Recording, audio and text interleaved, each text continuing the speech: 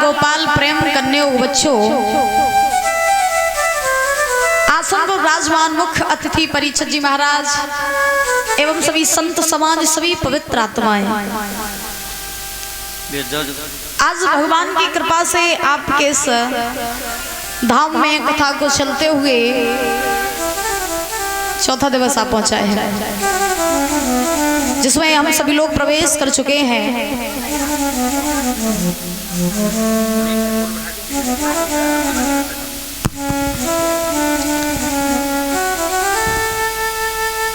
चौमुखा नाथ की कृपा से आप सभी भक्त बड़ी ही रसमयी कथाओं का रसास्वादन करते हुए आ रहे हैं। कल आप लोगों ने बड़ी ही पावन कथा को सुना, जिसमें किस प्रकार से भोले बाबा का विवाह मैया पार्वती के साथ में हुआ। इधर व्यास नंदन श्री सुखदेव जी महाराज जो हैं वो राजा परीक्षित को कथा श्रवण करा रहे हैं कि हे राजन, आज तुम्हें कथा को सुनते सुनते चौथा दिवस आ पहुंचा है और अब तुम्हारी मुक्ति के सिर्फ और सिर्फ कितने दिन, 3 दिन ही शेष रह गए हैं। जैसा कि तुम्हें श्राप लगाए कि 7वें दिन तुम्हें तक्षक सर्प डसेगा, तो सिर्फ 3 दिन रह गए हैं और 3 दिनों में तुम भगवान की कथा को भाव से सुनो। और तुमने भगवान की कथा को भाव से सुन लिया तो तुम्हारी मुक्ति होने से कोई नहीं रोक सकता है। अभी आप हमारे बड़े भैया जी के मुखारबिंद से बड़ा ही पावन प्रसंग सुन रहे थे ध्रुव जी महाराज का। कहाँ पहुंचा था प्रसंग, बताओ परीक्षित जी। गोदी बैठा लो, अच्छा उतार दो। महाराज राजा उत्तानपाद की कितनी रानियां? 2, एक सुरुचि और एक सुनीति। सुरुचि ने आते ही आते सुनीति को घर से बाहर निकाल दिया। सुनीति के गर्भ से एक बालक ने जन्म लिया जिनका नाम पड़ा ध्रुव जी महाराज, और सुरुचि के गर्भ से एक बालक ने जन्म लिया जिसका नाम पड़ा उत्तम। किस्मत का खेल जो होता है परीक्षित जी बड़ा विचित्र होता है। किस्मत कब किसकी कहां पलट जाए किसी को पता नहीं होता है।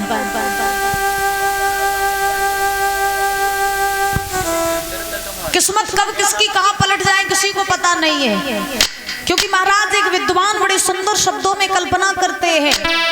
लिखा है कि एक वृक्ष की और पर किस्मत जुदा जुदा है, और एक डाली जाए हवन में और एक से जल रही चिता।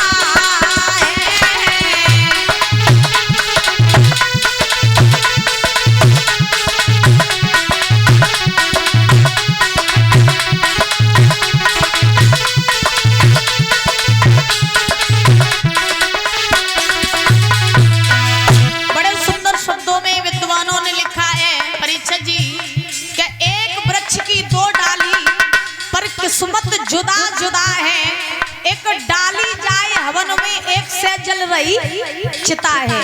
दूसरी बात सुनो, एक पत्थर के 2 टुकड़े, बोलो, एक पत्थर के 2 टुकड़े और पर किस्मत जुदा जुदा। एक पत्थर के 2 टुकड़े पर किस्मत जुदा जुदा है। कैसी किस्मत? एक बन शंकर जी मुझे एक सीढ़ी पे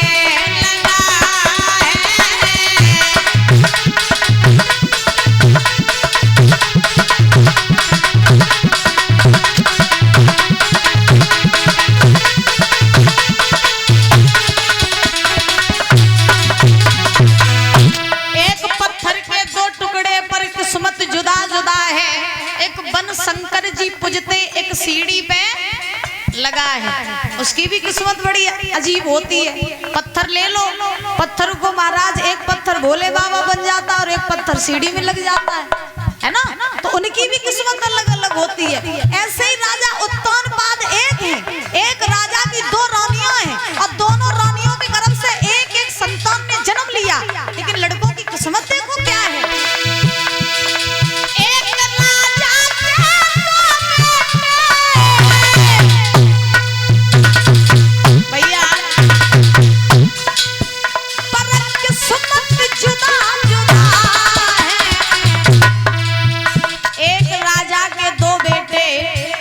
किस्मत जुदा जुदा है। कैसी किस्मत? एक झूले पालने में एक पत्तों पे पड़ा है।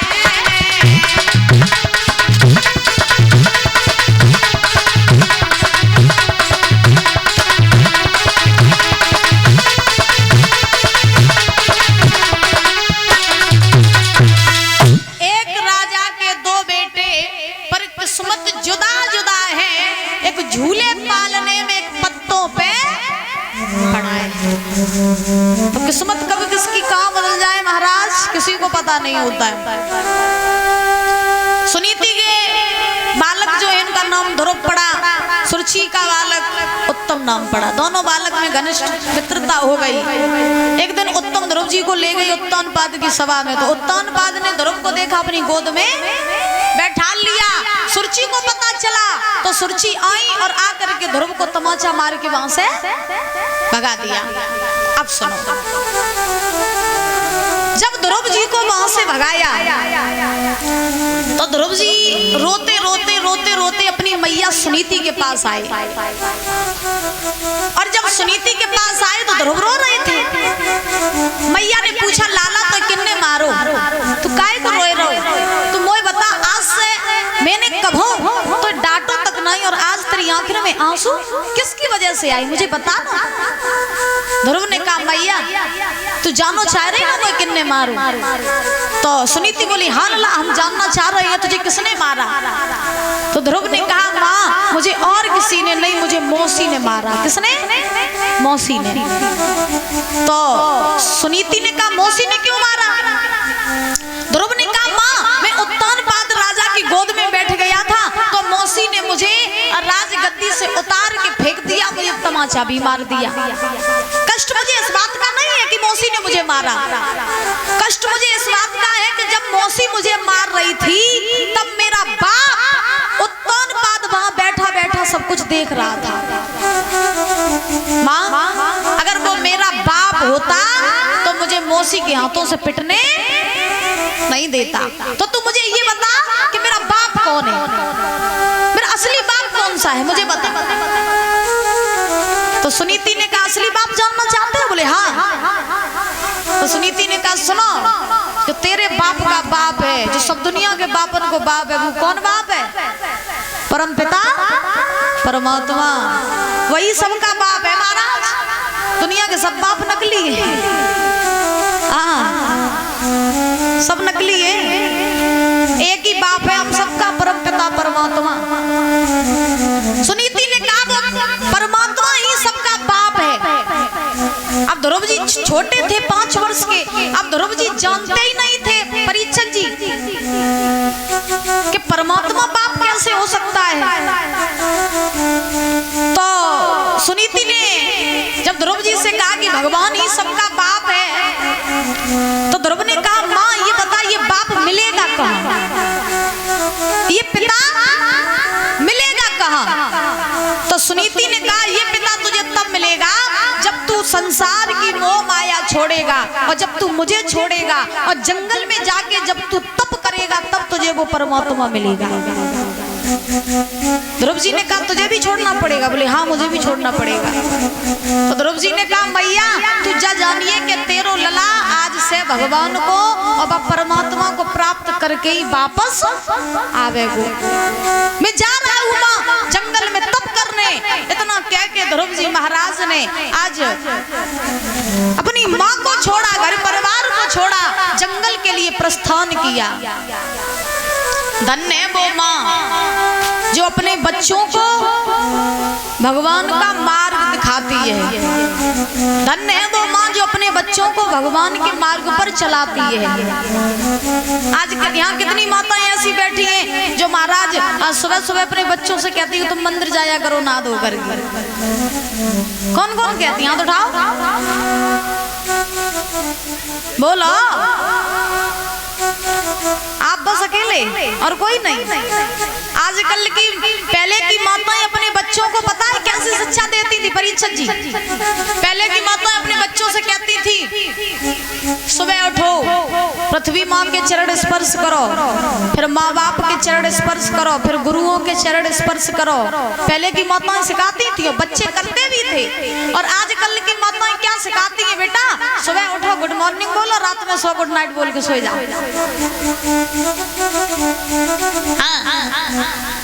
पहले की माताएं अपने बच्चों को रामायण गीता इत्यादि का अध्ययन कराती थी, भगवान के भजन सुनाती थी, सत्संग में ले जाती थी, संतों के संग ले जाती थी। और आजकल की माताएं महाराज कोई अपने बच्चों को न कथा सुनाती हैं, न संतों के संग ले जाती है, न भजन करवाती है। बच्चा रो रहा है तो महाराज फोन पकड़ा देती है, लो कार्टून देख लो, कार्टून देख लो। अब बचपन से ही तुम अपने बच्चे को कार्टून दिखाओगी, फिर जब वही बच्चा बड़ा हो जाएगा, फिर बड़े होकर के तुम्हें कार्टून जब बनाएगा तो सर पकड़ के बैठे रहना कोने में, तो बच्चा बिगड़ गया है। बचपन में तुमने उसको कार्टून दिखाए, फिर जब वो देखता रहेगा, फिर बड़े होकर के तुमको कार्टून बनाएगा। क्योंकि बच्चे को भक्त बनाना ये भी माँ बाप के हाथ में, और बच्चों को राक्षस बनाना ये भी माँ बाप के हाथ में होता है। कोई बाहर के आकर के बच्चों को सिखा नहीं जाते हैं कुछ भी परीक्षक जी। बच्चों को भक्त बनाना और राक्षस बनाना किसके हाथ में होता है? माँ बाप के हाथ में। इसलिए अपने बच्चों को संतों की संगत कराओ, अपने बच्चों को सत्संग सुनाओ और अपने बच्चों को मंदिरों में भेजो, तभी आपका घर स्वर्ग बन सकता है मेरी माँ। तो ध्रुव जी चले, उत्तानपाद को पता चला कि ध्रुव राज्य छोड़ के जंगल में जा रहे हैं। तो उत्तानपाद ने ध्रुव से कहा, ध्रुव तुम ये राज्य छोड़ के कहीं ना जाओ, हम तुम्हें ये वचन देते हैं कि अपना आधा शासन हम तुम्हें दे देंगे, और जब हम तुम्हें आधा शासन देंगे तो आराम से तुम और तुम्हारी माँ आधे शासन में रहना, राज्य करना और ऐसे अपनी जिंदगी जीना, लेकिन तुम जंगल में ना जाओ। ध्रुव जी मुस्कुराए और ध्रुव जी ने मन ही मन में सोचा, वारे परमात्मा तू तो वास्तव में सच्चो ही पाप निकलो, अभी तो हम तेरे रास्ते के लिए निकले भी नहीं है, चले ही एक कदम बढ़ाया है और आधा शासन मिलने लगा। जब तुझे हम प्राप्त कर लेंगे तो फिर पता नहीं हमें क्या क्या मिल जाएगा। और ये बिल्कुल सही बात है परीक्षक जी।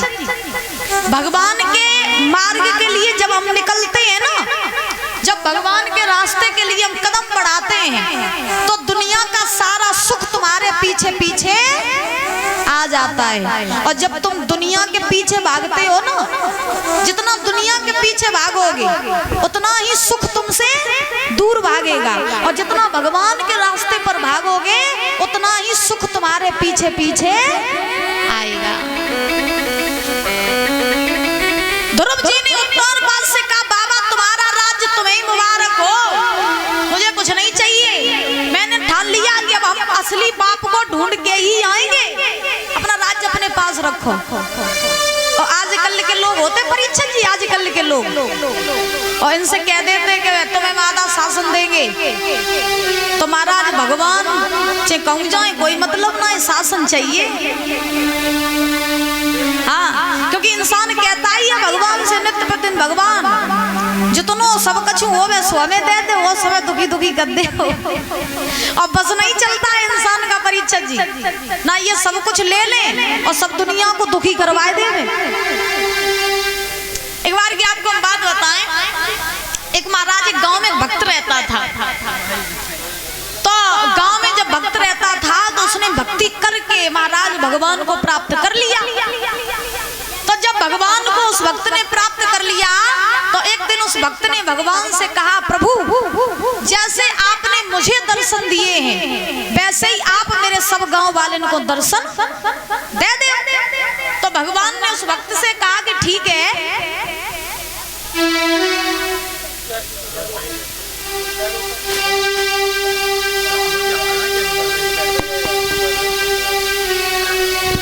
बोली बांके बिहारी लाल की। तो भक्त ने भगवान से कहा कि प्रभु जैसे आपने मुझे दर्शन दिए वैसे ही आप मेरे सब गांव वाले को दर्शन दे दे।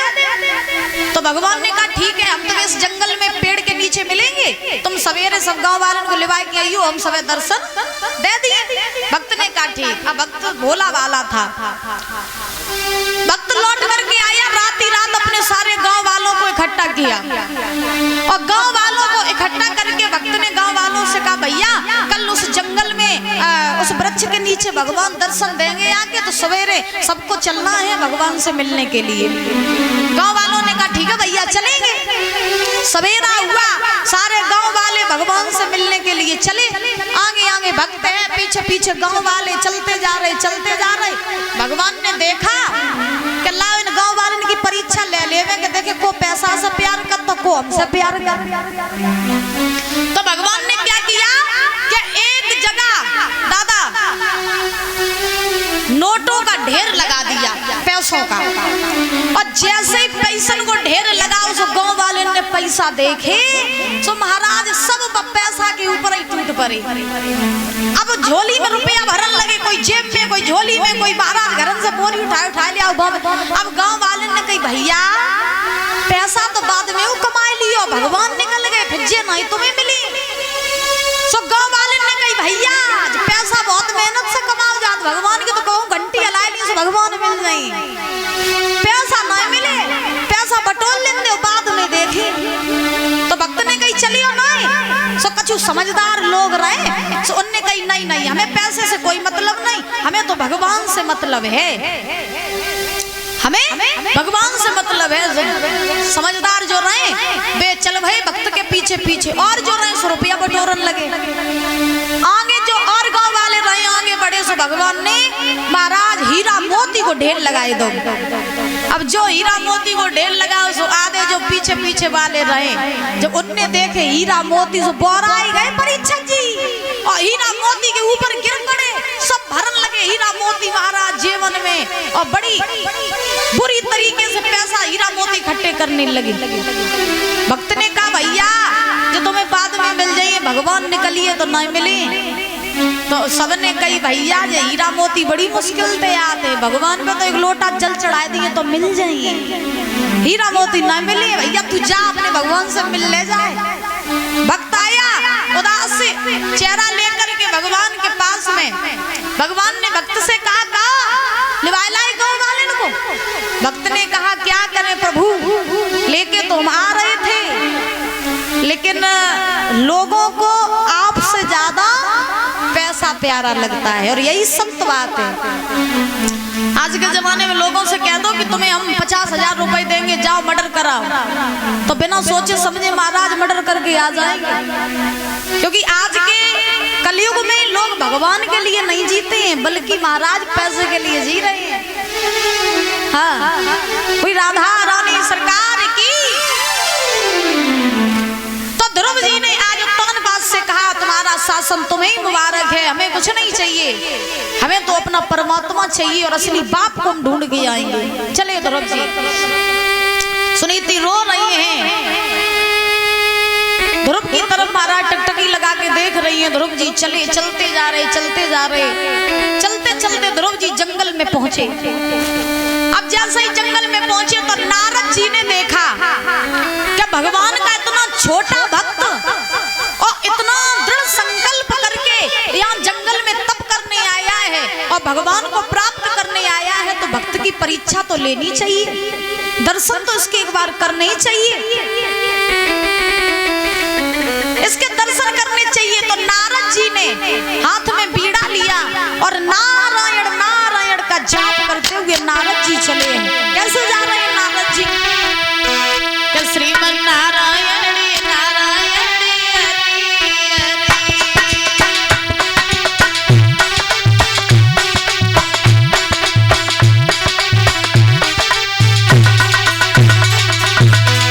जा रहे हैं महाराज नारद जी, हाथ में बीड़ा को लिए हैं, चलते जा रहे हैं ध्रुव जी के दर्शन करने के लिए। याद रखना जो भगवान के भक्त होते हैं ना, उनके दर्शन करने